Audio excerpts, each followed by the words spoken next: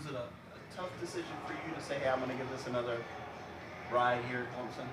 I wouldn't say it was a tough decision. A lot of thought went into it, and a lot of prayer went into it. And it definitely took some time for me to make that decision. But as soon as I knew what I was going to do, it just felt right, and I was just fully committed to that. When did you feel like that you knew? When did you feel like, yeah, this is what I'm going to do? I had a good talk with Coach Sweeney, then talked with my dad, and just sat and prayed about it for a couple days, and then, told him I was going to make the decision and then put it out there. So. Did you send off paperwork to the NFL? Nah. You didn't even go I that mean, far? I don't know. If they did. I don't know if they did. Probably. Was it about kind of what the team accomplished or didn't accomplish, or was it more about you as a player feeling like you had more you could grow or get better at? It was both. I just felt like, my freshman year, whenever we went to the playoffs, I didn't really contribute, and I felt like that's something I always wanted to do. Play in the playoffs. Go to the top of the mountain, and I feel like we had the team to do that. We just didn't get it done last year, and we got a lot of the key pieces back, and that's just something. That's just a big goal of mine is making it there. So that had a big factor into it, and then I feel like I could still grow a lot personally, and on the field and off the field. So I just feel like this was the right place, and just where I needed to be at.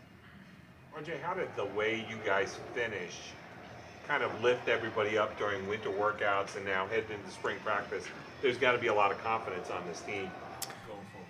Yeah, 100%. It's just a real testament to Coach Sweeney and all the coaches, on the foundation and the mindset of the team. I mean, we were 4-4, and a lot of teams would have splintered and started pointing fingers and got started being selfish and people sitting out and doing what's best for them and everything. But nah, I don't think a guy in that locker room decided to do that, and everyone bought in and really was like, we're going to turn this around. We had I think it was Notre Dame, and we just went on a run since then, and it was just a big game, and they were hot at the time, and we just came out and just I think everybody just locked arms, and we just said, we're going to finish the right way.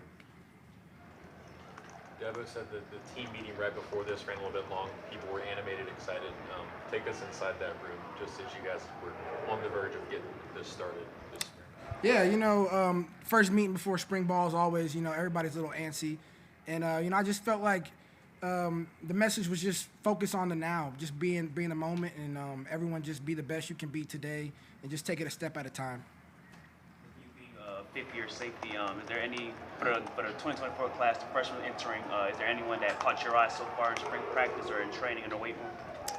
Really all those guys have done a great job going in and watching tape and learning the plays. I feel like they're really ahead of, what a typical freshman would be like. And, of course, I know the safeties, more personally because they're my position group. And, those guys just ask questions. They're not afraid to ask questions, not afraid to mess up out there like I saw today. And, they're just eager to learn, hungry. And on the offensive side of the ball, I really like all those guys, honestly. But, one that stuck out has been Wesco. I think he's going to be really special, and I got to work with him. That's why I'm saying that. But I don't get to watch them a lot, but me and him got some work individually, and he's from Texas as well. So, I'm really excited for what the future holds. I guess what's special about Wesco? He's really long. He's long. He's quick. He's twitchy. Has great ball skills, and he's fast. How much does he mean to you? T-Bone? T-Bone's my brother, man. He's I've been with him every step of the way. He's been my roommate for the past 4 years, going on 5 years now. And we just learn off each other because we both know so much that we can just pick each other's brains and find out something that I might not know that he knows, or he might ask me and I'll tell him something that he doesn't know. And it's just a great relationship to have.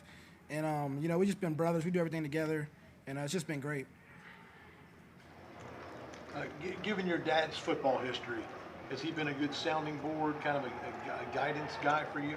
Yeah, for sure. I mean, I call my dad, almost after every practice, basically, and, we just chop it up, talk about things I'm seeing. After the game, we'll watch the game together, and he'll just break down stuff. And, he's just been a great voice of reason for me and really, helped me stay in line ever since I started playing football. He's just been showing me the, ropes ever since I started playing football. And he's just been a great inspiration for me personally. I guess he probably suggested or recommended you return for another year? Or? Yeah. I guess what was his reason? he just felt like, you know, he was gonna leave the decision up to me, but his advice was, you know, go whenever you know that you're ready for that. You know, like make that decision whenever you know for sure that you're ready for that. And you know, he just felt like, and I felt like myself as well. You know, there was still room to grow. You know, he was like, you know, you still got a lot of room to go. You know, there's still plays that you could have made. There's still things you could get better at. You know, so just finish strong and go out, you know, without any regrets. I think this team has the wherewithal and the talent to get back to the playoff this year.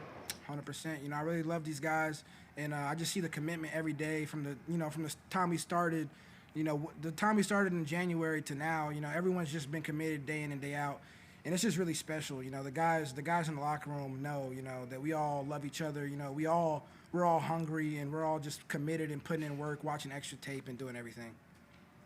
You look back at the Gator Bowl, the defensive bust in second half, fourth quarter. What do you kind of attribute those two? I know that's kind of a tough way to end a really good season passing defense-wise. What's kind of your review of what happened there? Yeah, I mean, of course, we had a couple busts, you know, and I take responsibility for them. And, you know, I just feel like, you know, we had played a great game up until then, had a great year in the secondary passing defense, and still had a, you know, decent game up until then passing-wise. But, you know, I just got a little bit too wide on that one post route, and then the other one we just busted on the little trailer wheel route. So, you know, just some small things that we can fix, and, you know, just some quick things we can fix. RJ, do you have any personal goals? Because this is your 5th year, and you've had a great Clemson career so far. Do you have any personal goals for this 5th year that maybe stands out to the last 4 years you've had here? You know, yeah, I want to be a Thorpe finalist. I just got to, you know, be consistent week in and week out. You know, I feel like, you know, I had a chance and just wasn't consistent week in and week out. So that's something I really want to do. And then, you know, of course, win a ring and, you know, play on the highest stage. So, and just grow and be consistent week in and week out. You know, not have a bad week is really what I want to do. Is there anything, since your 5th year here, is there anything that maybe you can teach the freshman class? Because you've seen a lot here happen at Clemson football. Is there anything that you can bring lessons towards the freshman class that you think would help them? Yeah, it's really crazy, you know, just seeing everything change, even from the city, just seeing new things be built and stuff. From the time I was here to the time now, it's just crazy seeing generations change, just everything.